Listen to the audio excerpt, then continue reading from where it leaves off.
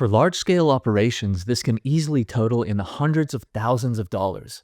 New lighting, HVAC, dehumidifiers, heat curtains, controllers not only can cost a fortune, but are expensive to operate. This is just the unfortunate reality of running a grow facility, but not anymore. If you've heard of a company called Green Rebates, then you already know what I'm talking about.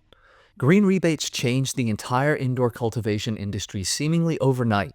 They are the leading rebate and incentive management company in the US, and their sole purpose is to get you paid for the purchase of new grow equipment. Not a loan, real cash paid to growers. To date, Green Rebates has put more than $75 million back in the pockets of growers all across the nation. It doesn't matter if you've just purchased new equipment, are planning an expansion, opening a new facility, or maybe even just waiting for the economy to turn around before making any purchasing decisions. If you're a grower, you need to call the team at Green Rebates. They run an in-depth review of your facility to find all applicable equipment and energy rebates, and can connect you with every leading product manufacturer to find the right fit for your needs. Then they show up with a check. It won't cost you anything to find out how much money is being left on the table. Money that you can use to grow your business. Call Green Rebates, tell them you heard about them on the Cannabis and Tech Today podcast, and get ready to get paid.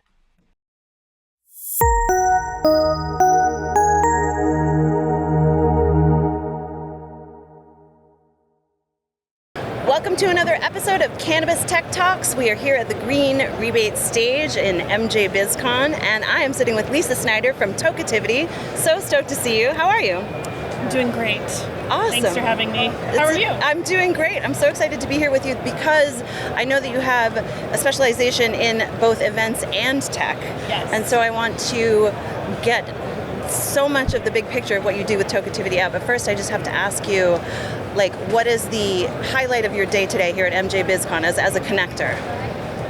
Well, I've just been walking around feeling like I need to go this way, I need to go that way, just energetically, and I just keep running into the right people, the right women, the right places, the right conversations, and that's how I like to navigate conferences like this. It can be really overwhelming, so I just kind of go with I feel like going this way without an agenda, and it just always works out.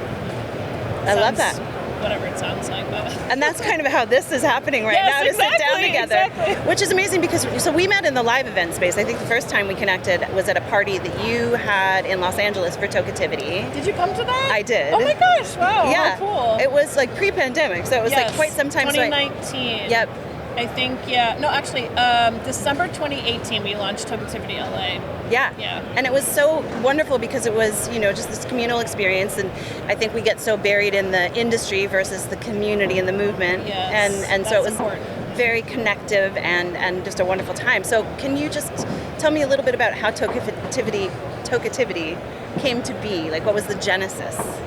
Yeah, it originally started as an inspiration to get high with women and make art. Mm-hmm. And we started, we launched 5 days before the inauguration of Trump 1.0, and there was a lot of energy in the air, so the momentum of women and awareness around women hating, people have always hated women, but there was this new wave of women who are coming to terms with that. And I've been doing feminist work for over 15 years before that moment, and we also were legalizing rec cannabis for the first time in Oregon. And so the combination of all of this energy at the time and gave us kind of this window into doing meetups. That's what it was originally started as, but because we had some amazing inspirational women who are willing and open to opening up their homes, opening up their spaces, to us being able to have ritual events allowed us, and for us to be able to take risks. We're working in the gray area. Consumption is really not this thing. We legalize the purchase of weed, we don't legalize the consumption of it. It's kind of weird. Everyone has to smoke weed at home alone still. Legally, there's other places that are opening up, but anyway, there was all of this energy in there. So that's originally where it started, and because we were able to have a ritual event, all the women from like all places all over the world started contacting us, and we're like, we want to do this too. So, you know, we, after getting kicked off of Eventbrite and censored from Facebook, I was like, we need our own tool. So I developed Tokeativity Connect. That was like our first digital platform to help our members connect, to have private events, to be able to have events in any jurisdiction, no matter what the laws were or the rules we could work with that we controlled. So that's originally, like, there's so much more there, but you know, we expanded, and we almost had 20 chapters before the pandemic. We ended up winding down that program, but our last event was actually in South Africa right before the pandemic. Wow, did you go? No, I saw the pictures though. It was really cool.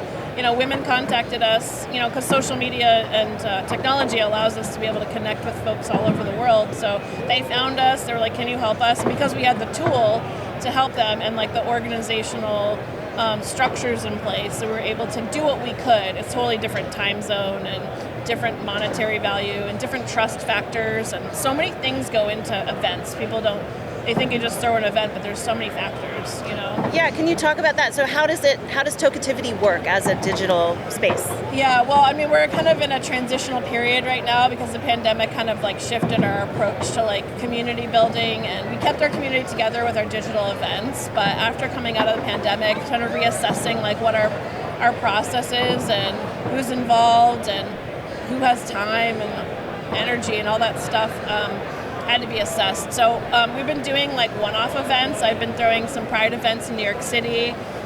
We did an event in Austin in 2023, just kind of checking the temperature of other communities, working with other community builders, like not saying like we're the only community, like there are many community builders out there.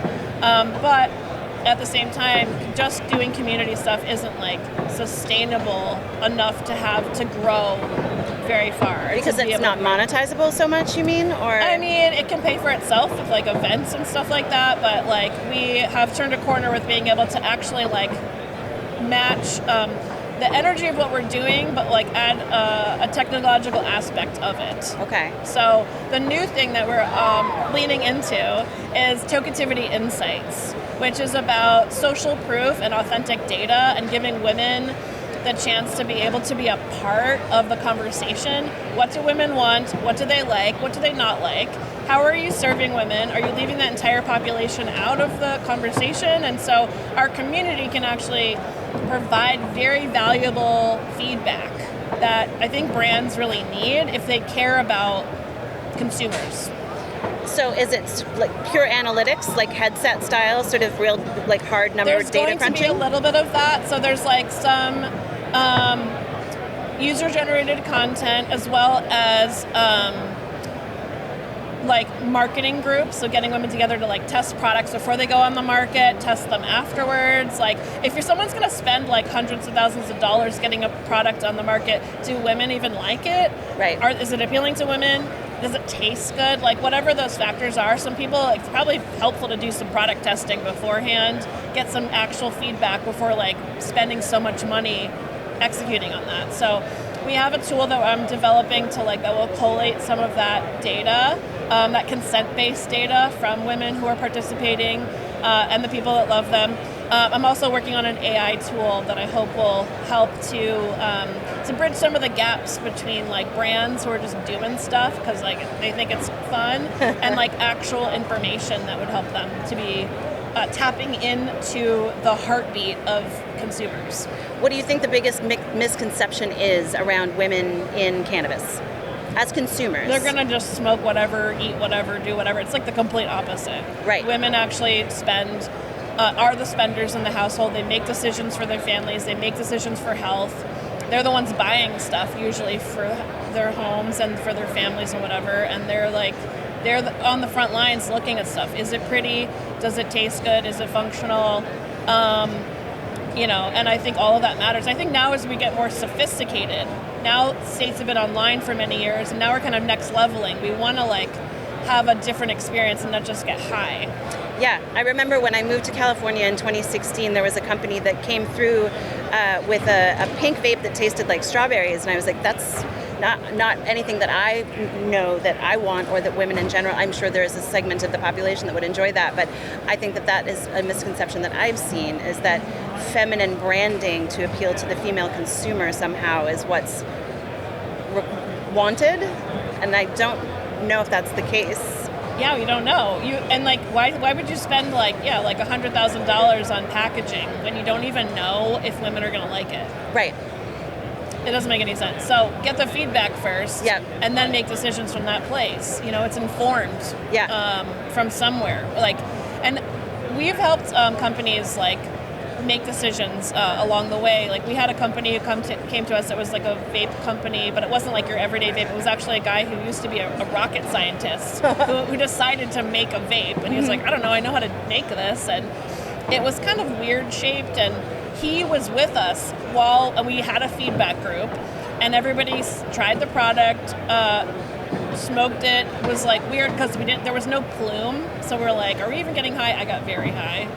Wow. And I learned very quickly that you can vape and you can heat up cannabis, because it was a heating element that heated up the cannabis, so it didn't burn it. Mm-hmm. And you could still get high. And I was like, it was such a new concept to all of us, that he took that feedback. He ended up changing the name of the product, the name of the company, to appeal to more women, to broaden the audience, because it was very phallic, and it was like, and the name of it was like weird. And anyway, he listened to the feedback, and I'm so grateful for that opportunity. He reached out to us, and it was really the starter for actually we could provide really valuable feedback to people. I love that. I want to ask you, so you mentioned 2016, the fact that there is so much anxiety amongst women facing Trump 1.0. Obviously, we're going into a new administration and a new era. Do you have thoughts about it, and how we can, as a community, as women in cannabis, weather a time that I think is going to be fairly difficult for a lot of people? I think it is going to come to allowing ourselves and others to be a little bit more vulnerable, which means making space for other people, which means making space for yourself. And that's really hard, I think, because the reason why people aren't vulnerable, just generalizing, is it's like they don't want to be taken advantage of. Yeah. And I think that there's women in the cannabis industry, and there's women consumers, and usually women in the industry are consumers, usually. So there's these two audiences, right? I guess I'll speak to one and then the other. I think women in cannabis, there's we need to find our little micro communities, which we are going to be able to talk about what's real. Because I think that we don't talk about what's real, and then we kind of just go internal, and then we don't ever resolve or figure out the answer to the problem. That does take being vulnerable in other spaces where there's women who might be doing the same things or whatever, but ultimately, and it's challenging because I'm an out lesbian, I don't censor men in my world, in my life, and so I come with a different perspective, and I understand that women who do censor men in their lives, they have that filter, and that you can't take that off, but it's going to take a little bit more time for women to realize that we don't need to censor men in everything we do. And when you get together with other women, you kind of can let your hair down a little bit, and there's some really good things that happen. But creating peer groups and support systems, I think, are going to be very important for women in cannabis. And then women consumers, they and everybody, half the country, we're all divided, and so this is going to be interesting, how we're going to talk about what's real, because everybody has different opinions about things. And so I'm curious about, my intention is and I'm very stirred up right now, and I really want to help gather and reconnect everybody in some way, not do chapters and stuff, but micro communities, and support those happening in different places, so we can talk to each other, so we can know each other. When you look in someone's eyes, you feel almost immediately more vulnerable and available for yourself, and we need to be able to see each other. The online stuff and the blah blah blah, it's not fake, but it's not real connection. Yeah. It's a replacement for what we're all actually missing, which is that connection. So making spaces, it doesn't have to be big or fancy. Getting together in a house, getting together at a coffee shop if you can't consume, whatever. It's those things are going to be really important, and we'll see what happens after that. But if we don't do that now, we're always going to just not trust each other. Yeah, community is so key right now, and the shape of a group of women in a circle, as opposed to the sort of like triangular hierarchical existence that is so many male-dominated spaces where someone has to be in charge, and then we're used to that. Yeah, it's built like that, so that we have to that's what we know, and then we try to replicate that in a women's space, and that doesn't work either. And so I've learned a lot from being in lesbian spaces of women who really want to support other women who want us but it's still, we all live in the patriarchy, so we all have a trauma underneath the surface that that comes up, and that's where I feel like we also need better tools for resolving problems when they come up. And nobody's perfect, but that's the thing I continue to see, when there is a community kind of built, that's a beautiful moment in time. But then there's always going to be, there's a norming, forming, storming, I forgot the last one, but it's this evolution of a community where you get excited and then you form things, and then there's a storm that happens and nobody knows how to deal with the storm, and everyone's all they'll just get weird with each other. And so we need to, and one of my goals in this iteration personally is to try to figure that out. I don't have all the answers, and I'm not perfect either, but I've been working on a book to try to work this out, because I do think there is something we could be doing better. It's better communication skills. That's one of the things. Absolutely. And practicing repair. What happens when when a breakdown happens, and what kind of repair work can be done. And it doesn't always work either, but it can be offered, and I think we need to be practicing those skills. And my goal, in the background, is to try to figure out how to do that, and we'll see what happens with the book. I love that. Community and repair and resilience, it sounds in the face of this next era. Yeah, again, not perfect, but I've learned from so many different situations that okay, what could I have done differently, and what could they have done differently, and what could those people do differently, and it's all an evolving thing, but I think it's really important. Awesome. Well, where can folks find you? How do they connect with Tokeativity and everything that you're doing, and follow you on social media? Yeah. Drop it all. Yeah, all right. Well, Tokeativity it sounds like toke activity without the C, so Tokeativity. On all the things. We're on all the platforms. And then my personal one is Lisa Libra. You can follow me in the work that I'm doing out there. I'm also working in psychedelics, and that's the whole thing. But I'm on LinkedIn too. Amazing. I'm so glad to connect with you here. Yeah. Thank you so much, Lisa. Thanks for the opportunity. Thank you.